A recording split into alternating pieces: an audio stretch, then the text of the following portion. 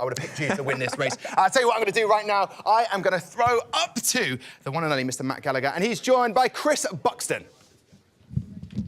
Here we are then. We're getting ready for the Circuit of the Americas, the American Grand Prix, a 5-lap sprint race. It's going to be quite interesting, something very different. Chris Buxton's alongside me. Chris, obviously it's a shorter race than we'd usually see on a Formula 1 calendar, but still very exciting nonetheless to see 8 of the best F1 Esports drivers in the world going up against each other.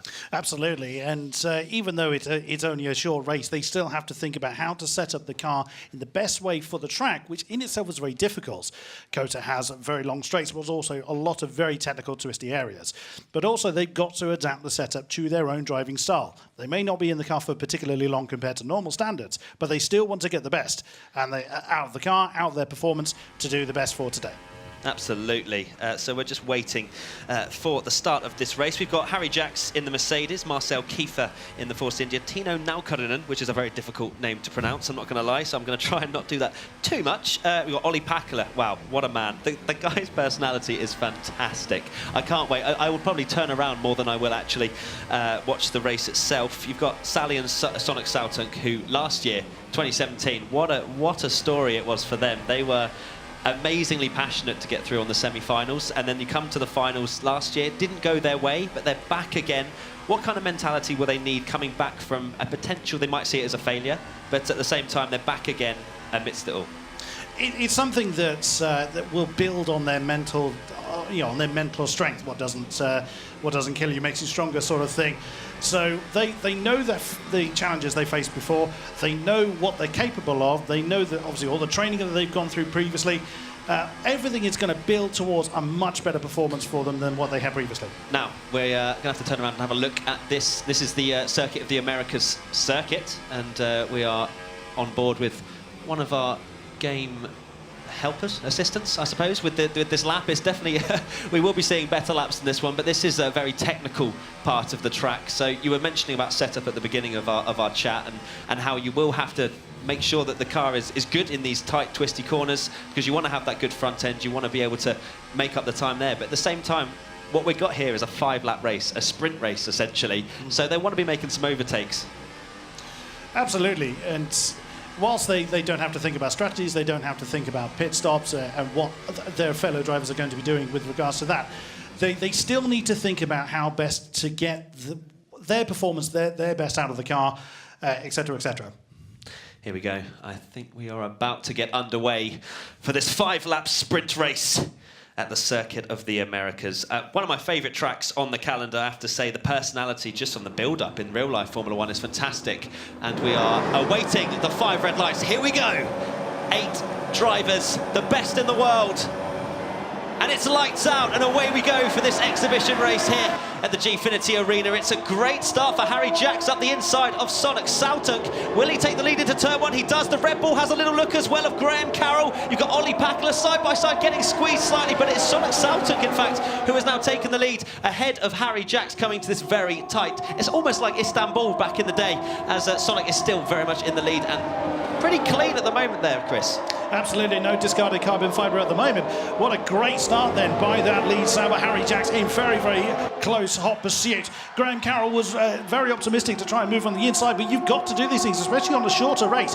You've got to take the opportunities as and when they are. And there he is looking, trying on the inside of that very tight hairpin corner. There's Toro Rosso, Jembo Labassi trying to do something to improve his particular position. Marcel Kiefer also keeping the pressure on the second turbo. Sally also on board then with Jembo Labassi. That is the view from him. He can see where Tino is going. He's going to have a look on the inside. A very big move coming from that far back, but opts not to try and commit to that particular move, keeping all the carbon fibre in place. Here they come into the twisty sections. It's very difficult to make a move here. You have to try and force an error of your opponent to try and an effective overtake here. But you never know. And again, with the shorter race, you've got, and there we go, Marcel Kiefer displaying that brilliantly well, diving on the inside of Sally Assaulton to try and move up position, brilliantly defended by the Sauber. What you'll notice is they are very, very closely matched. There's probably 3 seconds at the most between first to 8th. Jembo Labassi gets a 2-second time penalty for exceeding track limits. So for that, these guys cannot run off the track. They can't cut any corners. They will get a penalty just like they do in real life. 2 seconds, slightly less harsh than you would see in real life, but all the same, it's a 5-lap race. 2 seconds is going to count for a lot as we come into turn 1 now, following the Sauber. That's so close to the rear end as we now come through into this beautiful, wonderful section. This is where the cars have to be planted. If you make any kind of mistake, you will get a penalty if you exceed track limits, as Sonic Sautuk is still very much in the lead, 7/10 ahead of Harry Jacks, and I imagine we're going to see some action, especially when the DRS detection zone is activated next lap, Chris. Absolutely, and there again, this is highlighting where the setup is absolutely crucial. Do you set the car up to be very effective in the twisty section? Ollie Packler diving on the inside of Graham Carroll, coming into this slower turn. Has he got the move done? Yes, he had. Very nicely done there by the McLaren Shadow. Graham Carroll is still right there under the rear wing. He's got the Williams as well. Tino Nogarina trying to make a move. Graham Carroll then getting back into the slipstream. He's going to have a look on the inside for the next major braking zone. He gets out of the slipstream. There he goes. Can he get the car slowed down? Bit of a lock-up. Then Tino has a look at the outside. Gets shoved a little bit too wide. And but still manages just to hang on to the inside of the McLaren. It's absolutely fantastic. Several corners and still side by side. That is Ollie Packler still not letting that go. Jembo Labassi now getting interested in this particular battle. Absolutely fantastic stuff. Tino is forced a little bit too wide. He has to put back out of that. And all this is allowing Sonic to solidify that lead right at the front. So as I was saying before, the setup, do they make their car really effective in the twisty Ollie section? Packler's got a penalty in 4th position. That's going to hurt his result as well. And again, he's pushing that hard. And again, they're having to push very hard to keep up with the car ahead because they don't have the time to make up any lost time later on in the race. But, you know, we're seeing how well a great setup in the twisty bits. Oh, wow, that's a great move there by Jembo Labassi. Can't quite get that one complete on the inside of Tino. But some drivers may opt to use a more, less downforce type of setup for the longer straights. But at the moment, all setups are providing great racing. Tino Nogarina also getting a 2-second time penalty. This is just showing the absolute fine limits that all these drivers are taking the cars to. If they put 4 wheels over those white lines, just like he does there, they'll get a warning. If they get 2 or 3 warnings, depending on what the penalty limits are on, they will get a 2-second penalty. Sonic Sautuk 8/10 ahead of Harry Jackson, second place, who set the fastest lap of the race previous lap around, so he was closing in, but made maybe a slight mistake in that first sector. We're now on board with Marcel Kiefer, who unfortunately is in last position at the moment. They're not fighting for any prizes today, but I guarantee they're fighting for pride as he dives up the inside, very late on the brakes. Oh, slightly taxed Jembo Labassi. He's round Marcel Kiefer. Unfortunately for him, it will now be definitely last, as he's 2.5 seconds behind Sally Sautuk, and wow, that was very close. Was indeed, and Sonic's just locking up a little bit there, coming through into the twisty sections of Sector 3. Harry Jacks has got his rear view mirrors absolutely full of Red Bull. Graham Carroll trying the distraction tactics, getting his car as really obvious in the mirrors of the Mercedes as he possibly can. Harry Jacks is still trying to chase after Sonic, who's been leading the race from the get-go. Again, another fastest lap. We're seeing the fastest lap keep changing hands. Graham Carroll is pushing very hard. This is going to put a lot of pressure on Harry Jacks. Has a look towards the inside, not really a move. That's more a defensive move against the Red Bull as they come through turn 1. Back downhill again. That's the lead that Sonic has for himself. But Graham Carroll is doing everything he can to get up further towards the podium.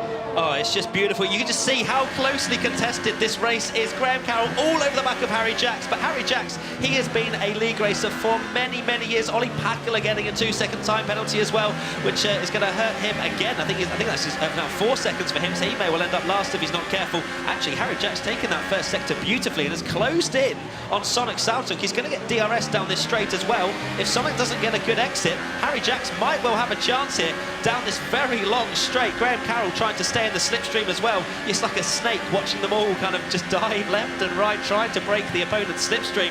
Harry's not going to have a chance into this next corner. Oh, Graham Carroll locking up. That's not going to allow Ollie through this time. But any more of those, Chris, and he could be under pressure. Absolutely. That's, again, helping the McLaren of Ollie Packler close in on him.